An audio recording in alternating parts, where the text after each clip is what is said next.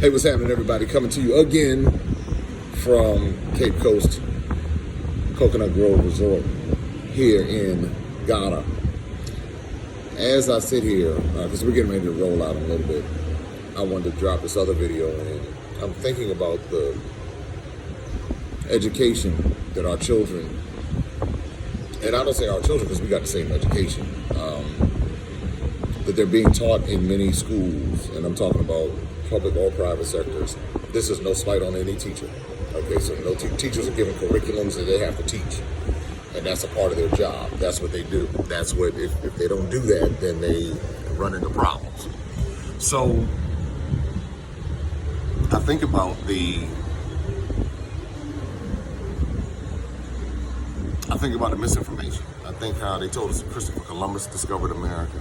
I don't know how you discover something that's already been here and with people already here. And in actuality, there were people who were believed to have already been here from Africa. So it's not like now we talk about enslaved, bringing the enslaved, and that's something completely different. But even before that, it's like we think the Europeans invented everything.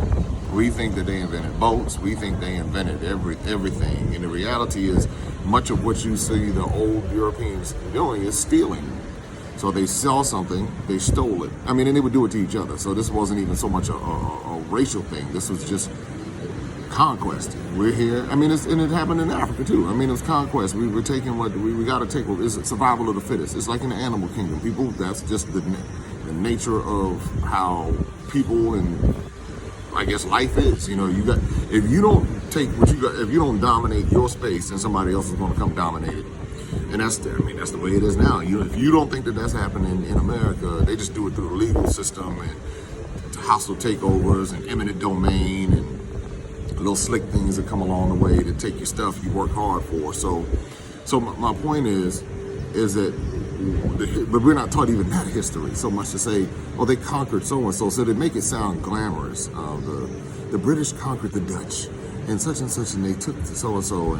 And basically what was happening with Africa, you had the colonies, you had the French, the British, the Spanish, the Germans, even the Swiss. I mean, there were people, the Portuguese obviously came early on in the beginning. And so you had them that were basically fighting over these territories. The French and the British had a 100-year war. The Danish and the Dutch and the Polish and the Germans and they were fighting each other. So when I think that what we have to do is understand it on a deeper level than just understanding it from a racial standpoint or an ethnic standpoint. Because when you get caught in the ethnic stuff only, then you miss the larger picture. And the larger picture of the economics and the domination of territory. And that's why you see where a lot of people think in Africa that the dominant language is English, when in actuality it's almost 50-50 with French.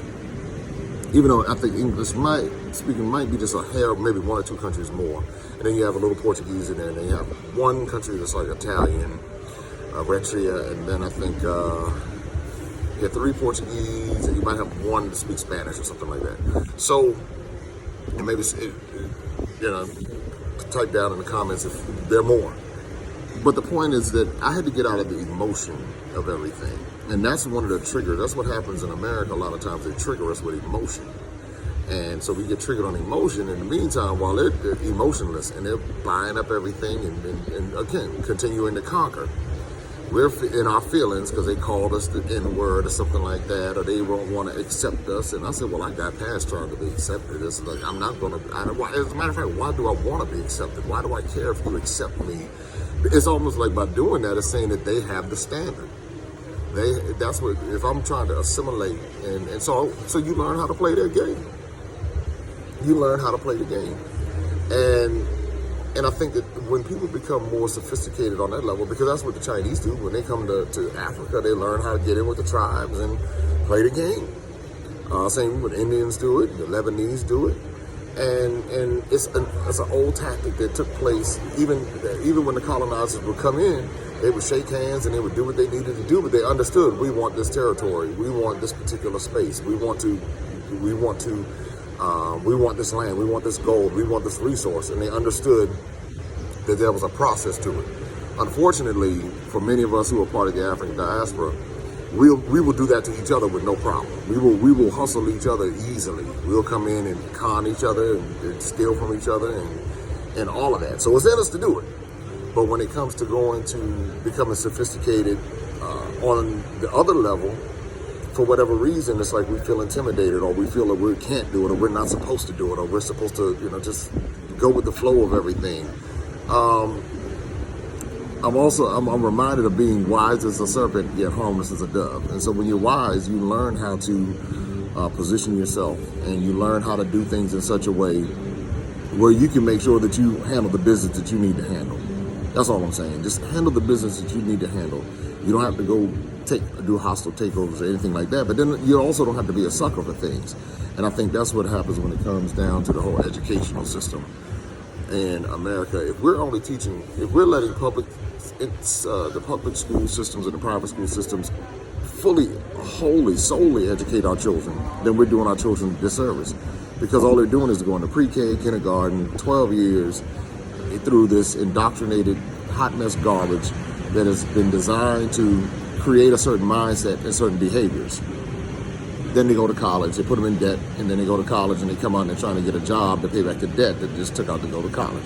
Now they want to live their life, they want to get married, they want to have children, they want to buy a house, they want to buy a car, but they're in debt.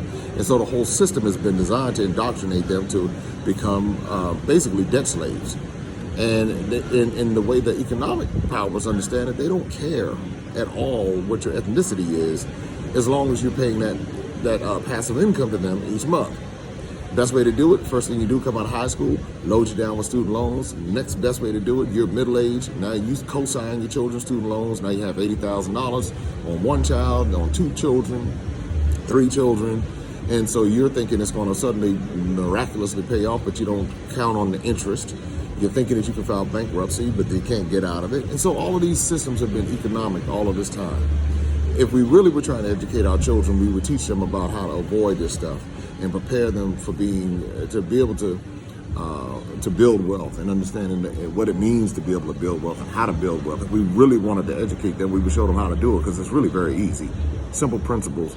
And if you don't get caught up in certain things, you don't find yourself struggling the whole lifetime. That's why I tell my sons, that's why I told them, I said, listen, okay, y'all don't want to go to school right now. Okay, I'm not gonna shove that down your throat. Figure it out. But in the meantime, you're going to be working and you're going to be getting your money up, because once you get your money up, now you have options. So my oldest son, he went out, he made almost $2,700 in 1 week driving DoorDash. There's some people with 2 and 3 degrees who don't make $2,700 in a month. I told my middle son, I said, okay, you're not going to lay around my house and just be laying around here until you feel like you want to do whatever you want to do. He got up and found himself a job. He's working 14 hours a day for 2 months straight, no days off. And I said, well, if you do this, you don't have rent. He's working on a cruise ship. He's like, so you don't have rent, you don't have a food bill, you can stack your money. When you come back, you can open your food truck. So there's certain life lessons in addition to that. Now, my youngest son says he wants to do the college route. Okay, cool. Well, guess what? Bro, you're going to have to come up with money to go to college, because guess what? We're not doing student loans up in here. You won't go before we do student loans. And so he got himself together, getting straight A's. I said the money's going to come through by way of scholarships and grants, or however you're going to put it together. I feel no obligation. I don't owe him anything. I don't owe him a college education. I will give him the wisdom and the tools to be able to do it. And if he gets to a point where he needs to get to the finish line, we'll help him get to the finish line. But all of this, me going down into $20,000, $40,000, $50,000 worth of debt to be able to try to, no. Now, that's just our personal philosophy. Some people see it differently, but I tell them all the time, I said, I'm raising men. You want to be able to be self-sustained. I'm going to show you how to make whatever it is. If you want to become a millionaire, I'll show you how to become a millionaire by the time you turn 25. But what we won't do is we will not be debt slaves, because that is the way of the world, debt slavery. China does it to African countries, European countries, America. And so when you see these debt slaves out here, without any way to get out of it, you see the end result. So anyway, that's all I got for right now. Be sure to subscribe, share, like, subscribe. Hey, if you don't agree, cool, type it in the comments below, no problem. I have like I said, I love to engage with folks. If some people have differing opinions, that's cool. And it all sharpens us, helps us to get better. We all want to win. So that's the deal. All right, enjoy the rest of your day. Talk to you soon.